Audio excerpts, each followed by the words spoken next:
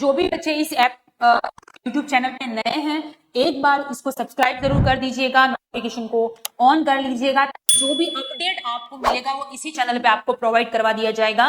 तो अभी तक अगर किसी ने इस वीडियो को, हमारे पिछले जो वीडियो हैं जहां पे हम गुजरात का पेपर सॉल्यूशन करा रहे हैं प्रीवियस ईयर का, अगर आपने उस वीडियो को नहीं देखा है, जाकर एक बार देख लीजिए कि किस तरह से पेपर आपका आता है और वैकेंसी आपकी आने वाली है। तो आप पढ़ाई अपनी शुरू कर दीजिए, ऐप को डाउनलोड कर लीजिए प्ले स्टोर पर जाकर। तो हम शुरू करते हैं, हमारी जो सीरीज है उसको स्टार्ट करते हैं। तो स्टार्ट करते हैं, पहला क्वेश्चन हमारा रहेगा अगेन साइकियाट्रिक का क्वेश्चन है। जैसा कि आपको पता है, मैंने पिछले वीडियो में, हर वीडियो में जो भी क्वेश्चन आ रहा है उसका सब्जेक्ट का नाम प्लस टॉपिक भी मैं आपको बता रही हूं। तो delusion is a disorder of, delusion से क्वेश्चन है, ठीक है। तो डिल्यूजन किस टाइप का डिसऑर्डर है ये पूछा गया है यहां पर। ए ऑप्शन है मेमोरी, बी ऑप्शन है परसेप्शन, सी थिंकिंग का, डी इंटेलेक्ट का यानी कि बुद्धि का। चलिए आंसर करिए, क्या आंसर रहेगा? डिल्यूजन किस टाइप का डिसऑर्डर है? ठीक है, आंसर करिए। डिल्यूजन है, पर्सन जो रहता है, डिल्यूजन का मतलब होता है फॉल्स थॉट रहते हैं बट फिक्स्ड होते हैं, उसके दिमाग में फिक्स है कि ऐसा है तो ऐसा ही होगा, वो किसी की बात नहीं सुनता, ठीक है। फॉल्स ऑन फिक्स्ड बिलीफ, वो किसमें होता है? डिल्यूजन में। तो यहाँ पे यही पूछा गया कि किस टाइप का डिसऑर्डर, यानी कि फॉल्स ऑन फिक्स्ड बिलीफ, उसके थिंकिंग, उसके थॉट के अंदर ये चीज है। इसका मतलब ये कौन सा डिसऑर्डर है? थिंकिंग या इसकी जब थॉट होता तो भी आंसर थॉट होता, ठीक है। ये किसका डिसऑर्डर है? थॉट का डिसऑर्डर है। Perception, hallucination, illusion, perception, memory के अंदर एमनेशिया वगैरह होता है, जो मेमोरी लॉस वगैरह होता है वो मेमोरी वाले डिसऑर्डर होते हैं। तो यहाँ पे सी राइट आंसर बनेगा। नेक्स्ट क्वेश्चन है यहाँ पे, अगेन इंपॉर्टेंट क्वेश्चन है, ठीक है। क्वेश्चन जो है वो यहाँ पे जो साइंटिस्ट थे हम, उन्होंने कैसी, किस टाइप की थ्योरी दी थी, उससे रिलेटेड क्वेश्चन है। ये भी आप साइकियाट्रिक में ही पढ़ेंगे, ठीक है। थ्योरी से रिलेटेड क्वेश्चन है, इंपॉर्टेंट क्वेश्चन है, थ्योरी टॉपिक है। यहाँ पे जितनी भी थ्योरियां हैं वो सब आपको याद होनी चाहिए। तो चलिए देखते हैं यहाँ पे, interpersonal relationship in nursing is emphasized by, यानी कि आईपीआर की थ्योरी किसने दी थी? इंटरपर्सनल रिलेशनशिप की थ्योरी कई बार एग्जाम में आया हुआ है, इंपॉर्टेंट है दूसरे एग्जामों में। तो यहाँ पे सेलिस्टा रॉय, इमोजिन किंग, लिंडा रिचर्ड या हिडलबर्ग टैपली। चलिए आंसर करिए। ये बहुत अच्छा क्वेश्चन है, आपको याद रखना है। आईपीआर इंटरपर्सनल रिलेशनशिप की जो थ्योरी है वो किसने दी थी? तो पेप्ल्यू ने दी थी, ठीक है। हिडलबर्ग, पेप्ल्यू जो थे उन्होंने दिया था। Linda Richard first psychiatric nurse कौन सी थी? लिंडा रिचर्ड, ठीक है। ये इंपॉर्टेंट नहीं है। तो यहाँ पे सिस्टर सेलिस्टा रॉय करके है, इन्होंने अडाप्टेशन मॉडल दिया, अडाप्टेशन मॉडल। क्लियर है, समझ में आ गया? थ्योरी सारी इंपॉर्टेंट है, सारी की सारी थ्योरी आपको पढ़ाई गई है वीडियो क्लासेस के अंदर, तो आप वहां पर जाके देख सकते हैं, ठीक है। चलिए आगे बढ़ते हैं अगले क्वेश्चन की तरफ। नेक्स्ट हमारा जो क्वेश्चन है, अगर आप मेरा वीडियो ये देख रहे हैं तो एक बार इसको अपने सोशल मीडिया ग्रुप पे शेयर करके जरूर देखिएगा, ताकि जो बच्चे गुजरात की वैकेंसी के लिए प्रिपरेशन करना चाहते हैं उनके लिए, उनको पता चले कि कैसा पेपर आता है। Next, personality disorder with suspicion of harm from other, ऐसी पर्सनालिटी जिसमें दूसरों को हार्म करना, दूसरों को नुकसान पहुंचाना, वैसी टाइप की पर्सनालिटी को क्या बोलते हैं? ए साइक्लोथाइमिक बोलेंगे, बी पैरानोइड पर्सनालिटी, सी हाइपोमैनिक, डी मेलनकॉलिक पर्सनालिटी। चलिए आंसर करिए। अभी मैंने थोड़ी देर पहले आपको बताया था कि जो पर्सन दूसरों को मारने की बात करता है, ठीक है, बीइंग किल्ड, किसमें आता है मैंने बताया था, अगर आपने सुना होगा तो आपको याद होगा, ठीक है। तो ये चारों की चारों पर्सनालिटी के टाइप है। अगेन साइकियाट्रिक से रिलेटेड क्वेश्चन है, पर्सनालिटी से।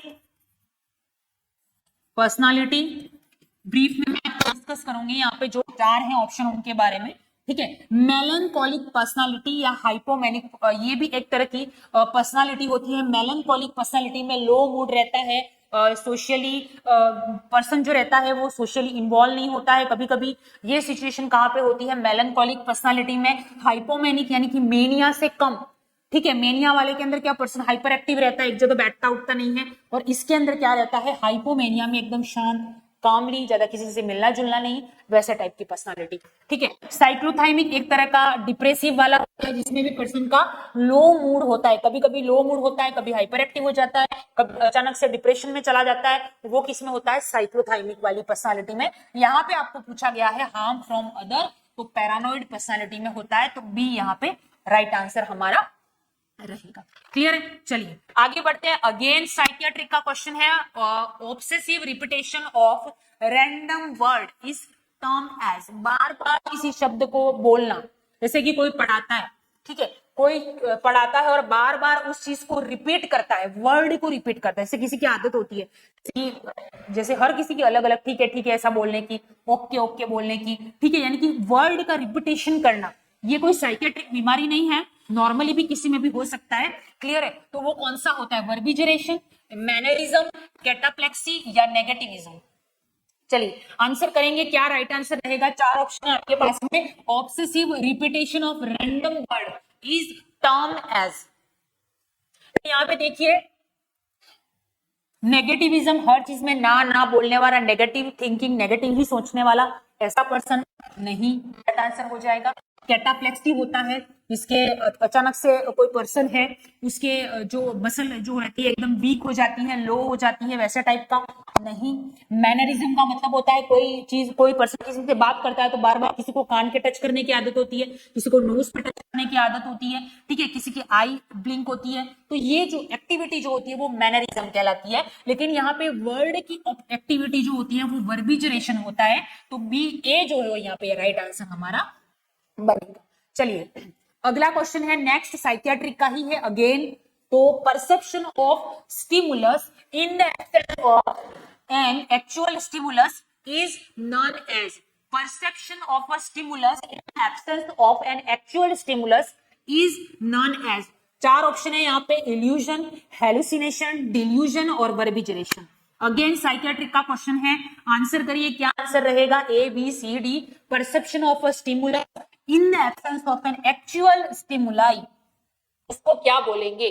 ठीक है, यानी कि पर्सन को कुछ भी नहीं है, फिर भी ऐसा लग रहा है कि कुछ है, ठीक है, कुछ भी नहीं है, जैसा कि एक फॉर एग्जाम्पल कहीं से भी ऐसा लग रहा है कि यहाँ इस दीवार पे कुछ लगा हुआ है, लेकिन एक्चुअली वहां पे कुछ भी नहीं है, लेकिन पर्सन को ऐसा फील हो रहा है कि वहां पर कुछ तो है। वो कौन सा होता है? तो देख लीजिए, ऐसा कौन सा होता है? हेलुसिनेशन। ठीक है, हेलुसिनेशन होता है, परसेप्शन का डिसऑर्डर है। एक होता है इल्यूजन, इल्यूजन का फेमस एग्जांपल है, कहीं पे रस्सी पड़ी हुई है और पर्सन को ऐसा लगता है कि ये सांप है, वो क्या हो गया? Miss interpretation. वो कौन सा होता है? इल्यूजन। वर्ड याद रखना है, मिस इंटरप्रिटेशन, गलत प्रिडिक्शन करना, गलत परसेप्शन, इल्यूजन। और विदाउट एनी स्टिमुलाई अगर पर्सन को लग रहा है कि कुछ है तो वो होगा hallucination. Delusion, false and fixed belief, verbigeration, repetition of the word. Clear? बहुत इजी हो गया। ठीक है, तो इसी तरह के सारे अगर आप पढ़ेंगे ना डिफेंस मैकेनिज्म, तो आपके लिए कितना अच्छा हो जाएगा, आप फट से आंसर दे पाओगे। क्लियर? उसके लिए पढ़ना पड़ेगा, पहले पढ़े बिना कुछ नहीं होता। जितना ज्यादा हर कोई पढ़ता है, जितना ज्यादा आप पढ़ोगे उतना आपके अंदर क्या हो जाएगा? परफेक्शन आता जाएगा, आप क्वेश्चन को इजीली राइट कर पाओगे। फिर आपको क्वेश्चन एकदम इजी लगेगा, एकदम कि यार क्या पेपर आया था, कैसा बोलोगे आप खुद। Next, which type of delusion disorder is commonly found in a paranoid schizophrenia?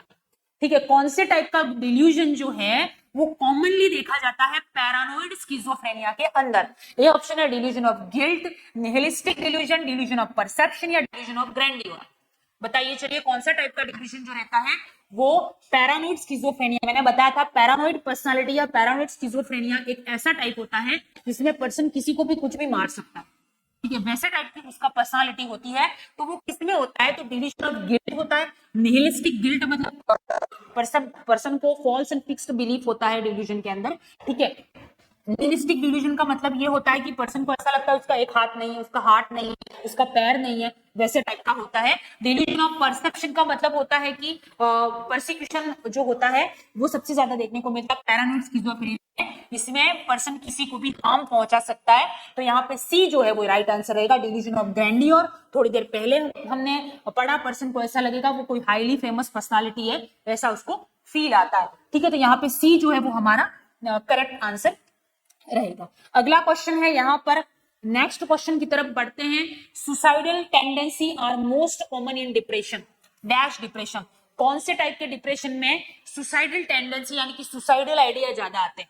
ये मैं मर जाऊंगा, मैं ऐसे मर सकता हूं, वैसे सुसाइडल आइडिया ज्यादा आते हैं किसमें? A B C D. Psychotic, reactive, involution या चाइल्डहुड में, बचपन में आते हैं ऐसा कभी नहीं, इन्वोल्यूशन में नहीं, रिएक्टिव में भी नहीं, साइकोटिक पर्सन जो होता है यानी कि जो दिमागी रूप से मेंटल हेल्थ जिसकी अच्छी नहीं है तो उसमें ये चीज ज्यादा आती है। ठीक है, तो याद रखना है आपको।